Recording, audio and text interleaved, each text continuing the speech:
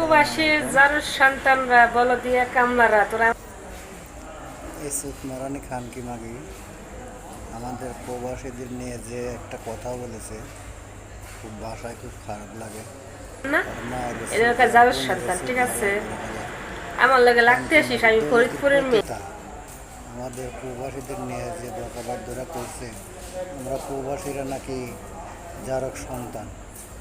তে জারক সন্তানের দন না হলে ওর বোধা ঠান্ডা না হয় না। তে কী করা যায়? এই মাগিক তো আমার দরকার, ঠিক আছে।